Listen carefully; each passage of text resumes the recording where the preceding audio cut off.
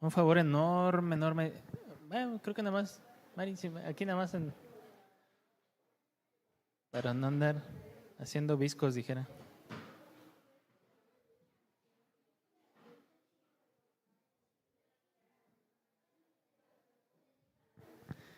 Sí, pues si me ayudan cerrando ahí la puerta, por favor.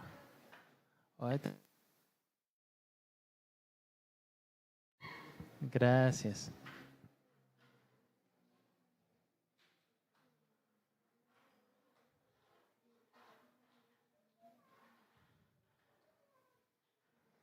Pues vamos a hacer una breve oración y comenzamos, ¿vale?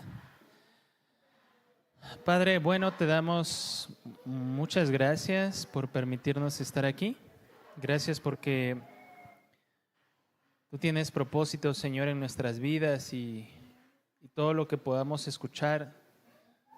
También sabemos que tú puedes permitir que sea una herramienta por la cual nosotros hablemos de ti a otras personas.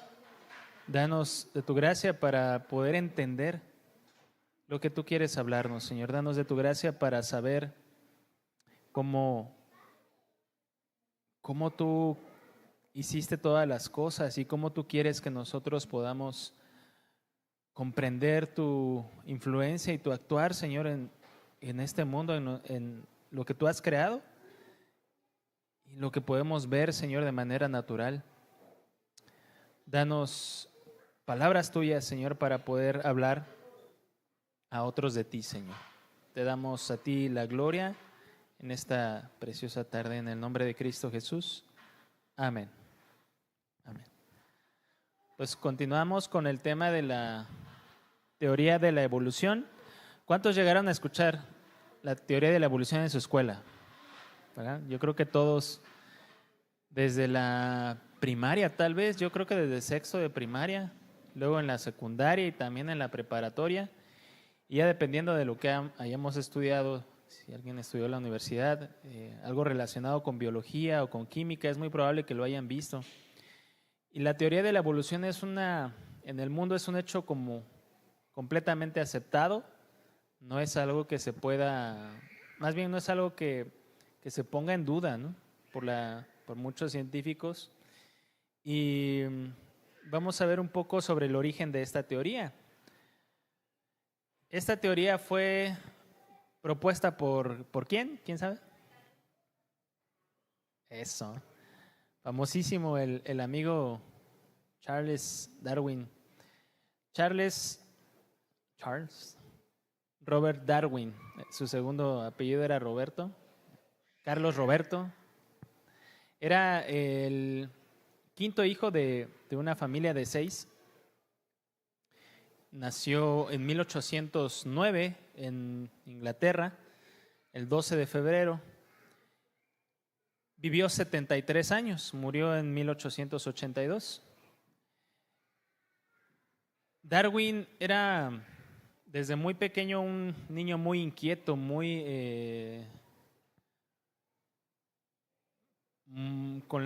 con la tendencia de observar la naturaleza y de poder examinar a los animales y los árboles. Desde pequeño traía esa intención, ¿no? Esa inquietud, esa curiosidad que a lo largo de su vida lo pudo enfocar y encaminar hacia el estudio. Darwin fue reconocido como el científico más influyente que planteó la idea de la evolución biológica. No fue el primero, de hecho su abuelo, el papá de su papá, fue una de las primeras personas que desarrolló el concepto de evolución o que tenía la idea de la evolución. Darwin viene como de una familia de personas muy estudiadas. Su papá era doctor, hacía como operaciones y disecaba también cadáveres, trabajaba en un hospital. Su familia, sus abuelos, toda venía de una generación de personas muy estudiadas, muy estudiosas. Y este Darwin fue el primero que aglutinó y pudo como darle un marco teórico al concepto de evolución. Ya existían ideas, como les menciono, pero él fue como el primero en darle, pues, empaquetarlo y presentarlo de una manera más clara, ¿no? El principio de la teoría de Darwin se basa en la selección natural. Es como lo que está en el corazón de la teoría de la evolución, la selección natural. Ese es un concepto que ahorita vamos a ver. La teoría de Darwin dio una explicación al origen de la flora y de la fauna y también del ser humano de una manera muy general. Darwin, la familia de Darwin, los papás de Darwin eran creyentes en Dios, venían de una rama pues del unitarismo y también del anglicanismo, de manera general como creían en Dios, ¿no? De hecho, él como a los 16 años lo envió su papá a estudiar para pastor. No sé si sabían esto, ¿no? Curioso. En una universidad cristiana. Y uno de sus maestros era biólogo. Y uno de sus maestros fue como parte de los primeros que influyeron en su vida para encaminarse en eso. Fue como que su principal asesor. Pero a los años él dejó eso, dejó la escuela para dedicarse a pastor y se encaminó principalmente a estudios sobre biología, sobre las plantas, encaminado a la naturaleza. Este hombre tenía una inclinación y una fascinación por los animales y las plantas. Cuando él tenía 22 años, en 1831, dentro del círculo de maestros y de científicos de ese tiempo, ya era como notable su capacidad. Y en el año de 1831 fue invitado a una expedición a bordo de un barco que se llamaba HSM Beagle. Este barco era la segunda expedición que iba a hacer este barco, ya había realizado una antes, y tenía como propósito algo muy curioso para mí. Bueno, en aquel tiempo Inglaterra estaba como en la punta de la búsqueda de información fuera de sus fronteras. Y el propósito de esta expedición era hacer levantamientos o mapas de las costas de Sudamérica. Imagínense los ingleses queriendo conocer cómo o hacer una cartografía, un mapa de América del Sur. Se me hace una cuestión muy curiosa. Y era la segunda expedición que hacía este barco. De hecho, hizo 3. Darwin apareció en la segunda. Y a Darwin lo invitaron porque pues era sobresaliente, ¿no? Su papá no quería en un principio, se opuso. Cuentan la leyenda que su papá le dijo: mira, si tú encuentras a alguien sensato que te diga que ese viaje es bueno, yo te dejo ir. Y al caso es que su tío, el hermano de su mamá, que era alguien respetado por el papá de Darwin, le dijo: no, déjalo ir. Este viaje le va a hacer mucho bien, va a conocer muchas cosas y déjalo ir. Entonces, pues su papá le dio permiso finalmente. Y este viaje que tenía como propósito hacer levantamientos de las costas de Sudamérica, incluyendo la Patagonia y la Tierra del Fuego. ¿Ubican la Patagonia? ¿No? La Patagonia es pues el mapa de América, ¿no? La Patagonia y la Tierra del Fuego es la última parte del continente americano, la que está hasta abajo. De hecho, por ahí cruzan los Andes y se comparte entre Argentina y Chile. Y para allá iba desde Inglaterra, o sea, desde la punta hasta abajo, recorrió este barco. La idea era también medir y establecer la posición exacta de Chile, de Perú, algunas islas del Pacífico. Y tenía también como propósito recopilar información de la flora y de la fauna, estudiar fósiles y también capas de la Tierra. Algo que pues le fue encomendado completamente a Darwin, ¿no? Este viaje es importante porque sembró en él la idea del libro que es mundialmente conocido como el origen de las especies, que es lo que dio pie a la teoría de la evolución. Este viaje fue fundamental en la vida de Darwin para esto, ¿no?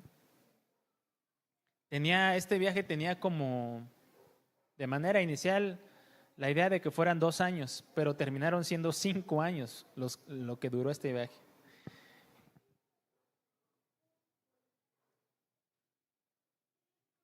Cada espécimen que Darwin le recogía de las tierras a donde iba, Darwin lo mandaba de regreso a Inglaterra, junto con anotaciones.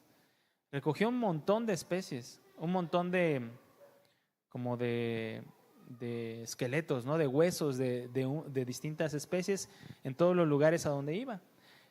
Hizo el recorrido, pues le dio la vuelta, digamos, a la parte de abajo de América del Sur.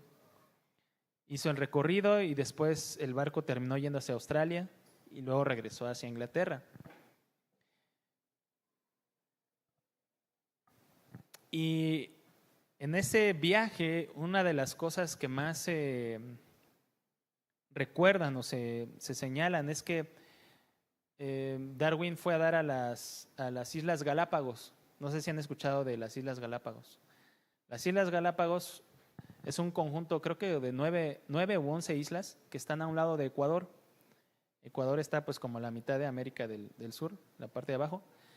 Y allá fue a dar Darwin junto con esa expedición y vio un montón de animales que eran como de la misma especie, pero con distintas características naturales. Los pinzones, que son aves que tenían, pues unos tenían un pico más corto que el otro, otros más largo, y fue algo que a Darwin le llamó demasiado la atención, lo cual le hizo, como les mencionaba hace un momento, sembrar en él la noción de la adaptación que tenían los animales dependiendo del lugar en donde estaban, ¿no?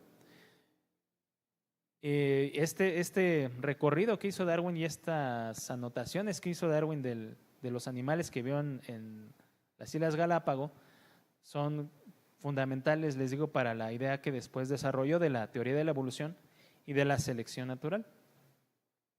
Cuando terminó este viaje a Inglaterra, que duró 5 años, al regresar, Darwin ya era como muy famoso, se volvió una celebridad porque todo lo que él mandó para allá era algo que le llamaba la atención en los círculos académicos.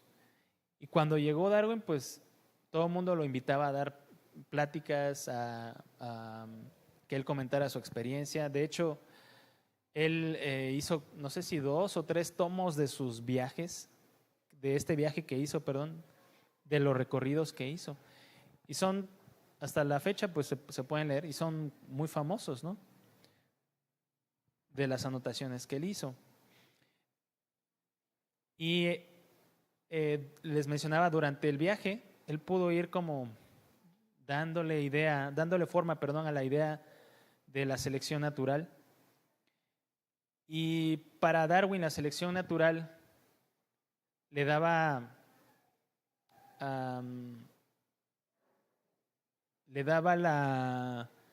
era la respuesta de la perfección que había en la naturaleza. Eliminaba Darwin la necesidad de un diseño divino. Darwin, siendo de una familia de creyentes, empezó a tener muchos conflictos con su fe. De hecho, Darwin se casó a los 30 años con su prima, una prima hermana, hija de un tío de él, hermano de su mamá. Y su esposa, su prima, era una mujer creyente que durante toda su vida fue creyente y a pesar de las ideas de Darwin, jamás dejó de creer en Dios. De hecho, es algo que llama mucho la atención, porque nunca, yo creo que en algún momento sí se jalaron del chongo y se aventaron las cazuelas, pero no fue algo que los separó. Su esposa fue muy devota, muy fiel con él. Ellos tuvieron 10 hijos, imagínense, 10 hijos, de los cuales fallecieron 3. Antes de sacar el libro del origen de las especies, unos años atrás falleció una hija de ellos, a la que Darwin quería mucho. Se llamaba Anne Marie, y murió a los 10 años esta niña. Estaba muy pequeña cuando falleció. Y eso es algo que lastimó o afectó mucho la vida de Darwin, de tal forma que también fue afectada su fe en Dios. Para Darwin, el estudio de la naturaleza era algo diario. Todos los días tenía la cabeza en hacer experimentos, en leer, en preguntar, en preguntarle a sus colegas. Él era un hombre estudioso a más no poder sobre su materia. Era una persona, era un erudito, era un hombre impresionante en cuanto a sus estudios. Y él en el año de 1859, después de muchos años de estudiar el tema y de dudar si sacar el libro o no, porque obviamente sabía que el libro que estaba por publicar iba a ser como una revolución, porque el libro precisamente presenta la idea de que no es necesario la existencia de Dios. Plantea de manera central que tanto los seres humanos como la flora y la fauna son el proceso de una evolución a lo largo de millones de años que se han ido adaptando, ¿no? Esto sacó de la ecuación la necesidad de Dios. Y por eso es que Darwin tardó tanto en sacar esta publicación. Sabía que iba a ser un impacto en la sociedad, un impacto en las personas, en sus amigos incluso que eran creyentes. Algunos amigos de él que eran creyentes se alejaron de él, otros lo apoyaban pero así como a escondidas. Fue una cuestión difícil para él, ¿no? Entonces, él saca el libro en 1859, Teoría de la Evolución de las Especies, y la sociedad lo aceptó muy rápidamente, curiosamente la sociedad científica. La iglesia, pues obviamente no, ¿verdad? Lo aceptó, pero no era una idea que se haya como permeado más allá de las universidades. Fue aceptado como muchos años después a nivel mundial.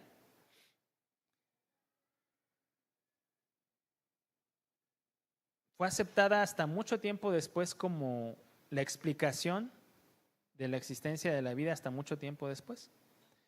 Darwin murió a los 73 años de un paro cardíaco y falleció rodeado de sus hijos y rodeado de su esposa.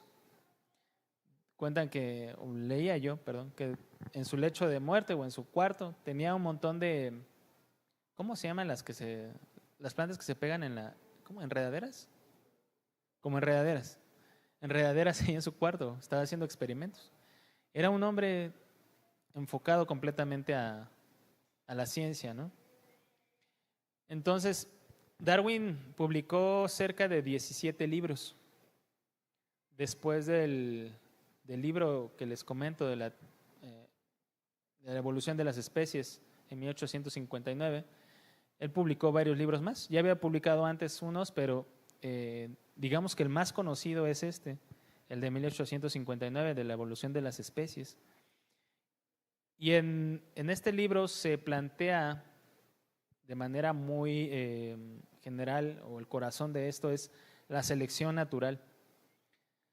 La flora y la fauna, e incluso también el ser humano, es producto de la selección natural. Es lo que plantea él. No es necesaria la existencia de Dios porque Dios no creó al hombre. Es lo que plantea, a final de cuentas, la teoría de la evolución y la selección natural. La selección natural se define como un proceso por el cual las variaciones hereditarias que benefician la supervivencia y reproducción de un organismo en un ambiente particular se vuelven más comunes en una población con el tiempo. Entonces, esto significa que si a las cosas vivas se les da mucho tiempo, se van a ir adaptando, se van a ir adaptando. Entonces, van a fortalecerse con el paso del tiempo y los que sean más débiles se van a ir quedando o desapareciendo. Se dice que los individuos que tengan rasgos ventajosos tienen más posibilidad de dejar descendencia y que a su vez hereda esa característica, produciendo cambios graduales en la especie. Entonces, ¿esto qué significa? Que siempre que haya tiempo, decía Darwin, las especies se van a ir mejorando. Va a ir existiendo un proceso en el que se heredan los rasgos más fuertes y los más débiles se van desechando, y a su vez, con el tiempo, todas las especies van a ir va sobreviviendo la más fuerte o la más capaz. Es como la lucha del más fuerte, ¿no?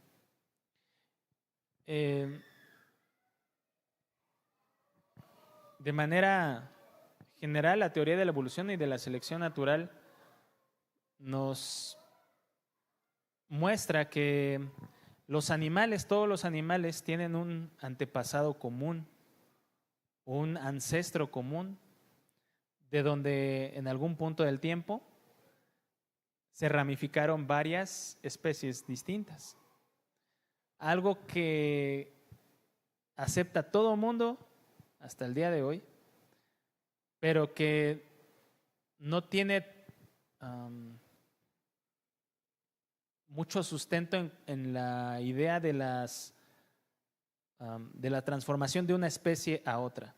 Se puede ver que dentro de distintas ya especies definidas, por ejemplo, como un caballo o como un perro, que hay ciertas evoluciones que le llaman microevolución. Es decir, se van adaptando ciertamente a través del tiempo los animales que ya son de una especie. Pero, por ejemplo, no hay fósiles o no hay evidencias de un rasgo común o de un ancestro común, por ejemplo, entre un reptil y un perro, por ejemplo. No hay un ancestro común entre un elefante y un gato, que es lo que plantea esta teoría como a largo plazo, que en algún momento todos los animales, las especies vivas tuvieron un solo ancestro en común o varios ancestros en común, y de ahí se derivaron todas las demás especies. Suena medio chistoso, porque esto requeriría que hubiera evidencia por todos lados y de arriba para abajo, y que no hubiera como lugar a dudas de un crecimiento o de una cadena evolutiva en cada especie. Pero no hay una evidencia de una cadena evolutiva de una especie transformándose en otra. Esto significa que no, las personas, incluso el mismo Darwin dijo que él creía que con el tiempo, más adelante, personas, paleontólogos, iban a encontrar evidencia que sustentara la teoría que él estaba presentando. Más evidencia. La teoría de Darwin elimina la necesidad de un creador que sea sobrenatural. Actualmente, como les mencionaba, la teoría de la evolución, de la selección natural, es como un caso cerrado, que no se discute ni se plantea constantemente. En Estados Unidos han habido varios debates de evolución contra creación. Ha logrado permear en algunas escuelas, pero incluso es algo que no trasciende más allá. Se dice que el mayor logro de Darwin fue enseñar que el desarrollo de la vida es el resultado del proceso natural sin la necesidad de recurrir a un creador.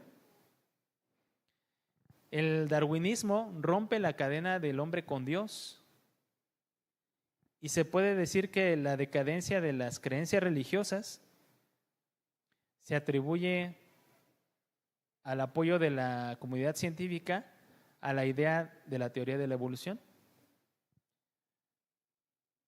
Una persona dijo que si el darwinismo es cierto, hay 5 implicaciones: que no hay evidencia de Dios, que no hay vida después de la muerte, que no hay base para lo bueno y lo malo, que no hay un significado de la vida y que las personas no tienen libre albedrío. Y en realidad a largo plazo la cuestión de la evolución y de la selección natural no es una cuestión de ciencia contra fe. Una persona dijo que en realidad es un caso de ciencia contra ciencia, no es un caso de religión contra ciencia o de fe contra ciencia. Hay personas que piensan y dicen que la ciencia está peleada con la religión con la ciencia o Dios con la ciencia, ¿no? Pero a lo largo de la historia sabemos que han habido muchos científicos prominentes que creen en Dios. No sé si han escuchado hablar de Isaac Newton. Para muchos, el padre de la física y el hombre más inteligente que ha habido. Antes de Einstein, bueno, no sé cómo le harán para medir esas cosas, pero era un hombre extraordinariamente listo, inteligente, capaz, que hizo muchos libros, un erudito, ¿no? Y este hombre era creyente. Hasta la fecha, físicos ateos y científicos que tienen pues mucho conocimiento consideran a Isaac Newton como la base fundamental de muchas ciencias. Y este hombre era un creyente.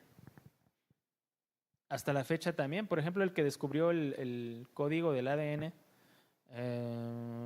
no recuerdo su nombre. El caso es que él era ateo y cuando hizo Francis Bacon, no me acuerdo. El caso es que cuando descubrió el mapa genético, si pueden buscarlo ahí, él pudo detectar, dice él, la huella de Dios. Y es un hombre hasta la fecha que defiende la existencia de Dios, es un hombre erudito. Y no podemos como decir la fe está peleada con la ciencia o la ciencia está peleada con la fe. Son cosas que tienen que ir muchas veces de la mano, como en esta situación, por ejemplo, de la teoría de la evolución. No es una cuestión de fe contra ciencia, sino es más bien una cuestión de ciencia contra ciencia. Presentar evidencias que sean claras en cuanto a la aparición de especies que sí presenten un mapa desde cero, digamos, hasta el 100% de su existencia. Lo que sí se ha visto y que mencionan muchos paleontólogos es que primero hay como en las capas geológicas, en las primeras partes, hay muy pocos elementos de fósiles, pero con el paso del tiempo hay muchas evidencias de fósiles que ya están desarrollados. Es decir, que no presentan como un cambio evolutivo como lo mencionaba Darwin. Y ya pasaron de 0 a 100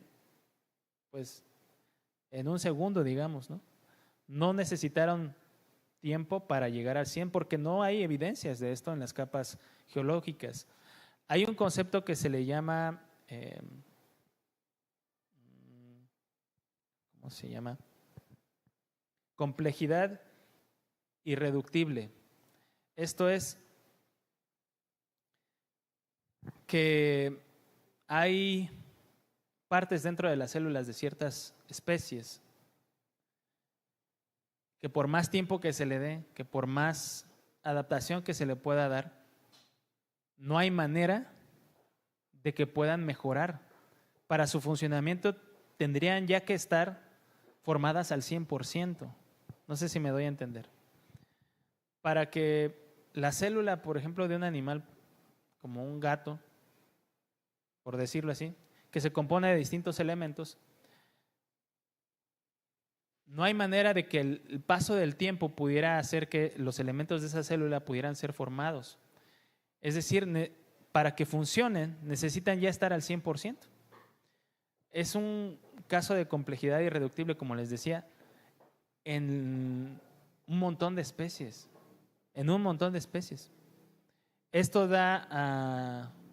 digamos que se contrapone completamente a la idea de la evolución o del paso del tiempo para que algo mejore.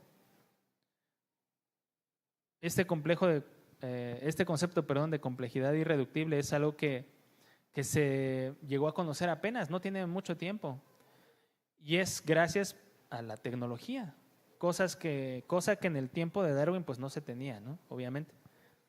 La tecnología ha venido como a magnificar los detalles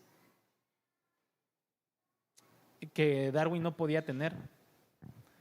La idea de Darwin es un concepto muy intuitivo y que fue aceptado en su momento por la comunidad científica, porque son, como se les llama, como se dice, ¿no? Son hijos de su tiempo.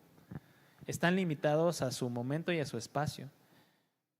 Pero con el paso el avance de la ciencia y de la tecnología y de las capacidades de poder observar a más detenimiento y a más detalle, este concepto de complejidad irreductible, les digo, en las células, es algo que si Darwin lo conociera, seguramente podría reflexionar mucho más de la teoría que dijo, ¿no?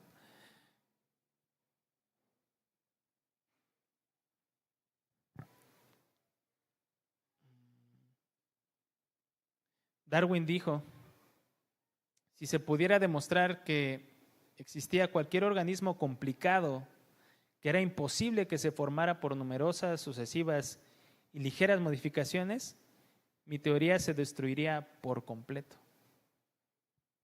Y eso es lo que les mencionaba hace un momento. Esto pasa esto que menciona Darwin, que les acabo de comentar, es algo que sucede con el concepto de la complejidad irreductible en las células.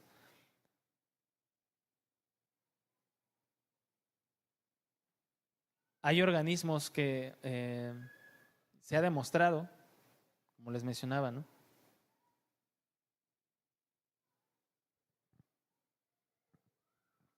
que es imposible que a través del paso del tiempo se lleguen a formar.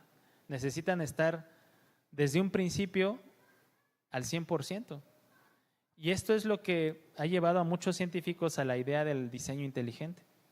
No sé si habían escuchado ese concepto, ¿no? El diseño inteligente. Y es una noción que tiene poco tiempo, como les menciono, con el uso de la tecnología. Tiene más o menos como 20 años, no tiene mucho.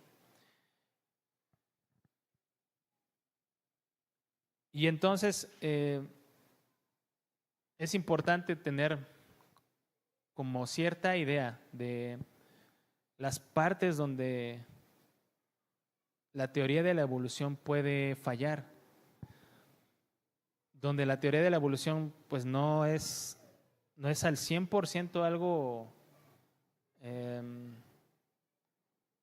no es algo que no se pueda refutar, no es algo que no se pueda debatir, no es algo que no se pueda comentar. Como decían en los videos de la última ocasión, las personas cuando les preguntas en la calle, pues te van a decir que sí, venimos del mono, del chango, y que la evolución es cierta, pero es muchas veces algo que sobreentienden como una cuestión incluso de fe, como una religión incluso, por ponerlo así.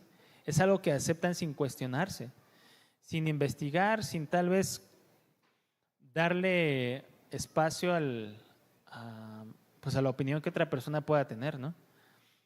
Y es importante que nosotros podamos comprender un poquito más, no es gran profundidad porque es un tema muy, muy extenso, que podamos tener más o menos idea de cómo funciona, de qué es, de qué se trata. Y preguntarle también a la persona con la que pudiéramos hablar si sabe cómo funciona, si sabe de qué se trata y si sabe que hay especies que no pueden cambiar de una a otra. No hay perros que se vuelvan gatos ni elefantes que se vuelvan conejos, ¿no? Esa idea, pues, de un antepasado común no se sostiene porque no hay evidencia fósil, no hay evidencia de ello. Hay especies que, les digo, llegaron de 0 a 100 con el paso del las capas geológicas, y no se ve como una cadena evolutiva en muchas especies, ¿no? Ahora, la especie donde no hay tantas evidencias de esto es pues en los seres humanos.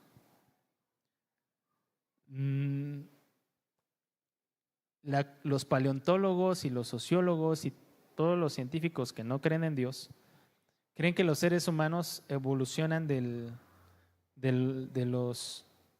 pues de un ancestro como un homínido, ¿no? Que le llaman.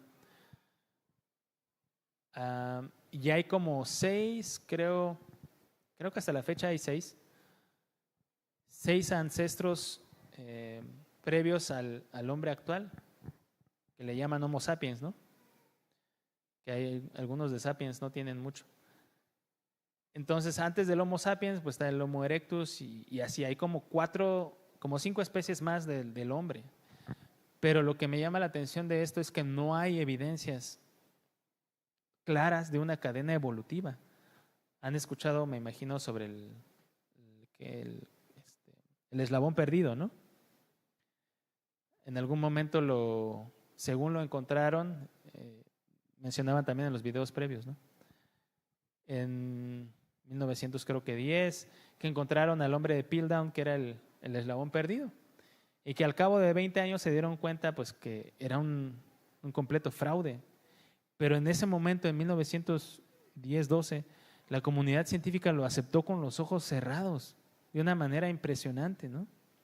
Y eso es algo que sigue sucediendo, que aceptan cuestiones, las personas, ¿no? Yo creo que ahora es un poco más difícil, pero que las personas aceptan cosas con los ojos cerrados, que ayuden a fortalecer su idea de que no se necesita a Dios, de que no existe Dios, porque esto les lleva a poder vivir como quieran, ¿no? Si Dios no existe, pues no hay razón para tener un comportamiento moral adecuado, ¿no? Si Dios no existe, no hay razón para pensar en la eternidad. Si Dios no existe, pues no hay razón o propósitos para la vida de las personas. Si Dios no existe, hay un vacío. Y entonces es importante conocer precisamente aquellas áreas donde la evolución está fallando, aquellas áreas donde se asume en lugar de tener como más evidencias, ¿no?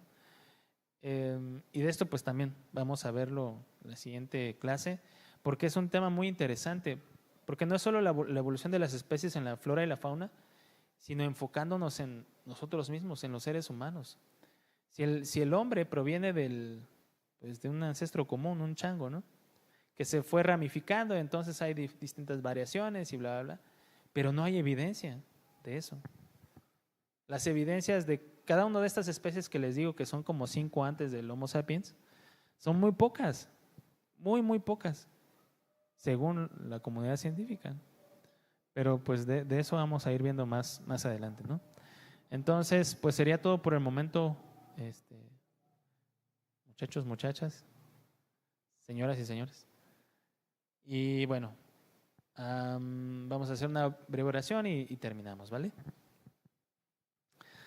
Padre amado, te damos gracias por tu bondad en nuestras vidas, tu cuidado, Señor, porque tú nos recuerdas y nos haces ver que nuestras vidas tienen propósito y sentido en ti, Señor. Por cuanto tú eres verdadero, por cuanto tú eres real, por cuanto tú eres cierto, Señor, podemos descansar en tu palabra y en la certeza de que hay propósito en nuestras vidas. Y eso es algo que en el mundo, Señor, no creen y no abrazan. En este mundo, Señor, que están enfocados a darte la espalda y a negar muchas cosas que les harían tanto bien, Señor. Queremos que tú nos ayudes, que tú nos uses a poder ser canales de bendición para otras personas por los cuales tú obres salvación. Danos gracia y danos tu palabra en el corazón para poder hablar de quién eres tú y de lo que tú has hecho, Señor. Te damos gracias en el nombre de Cristo Jesús. Amén. Muy bien, hermanos. Pues que Dios les bendiga. Somos despedidos.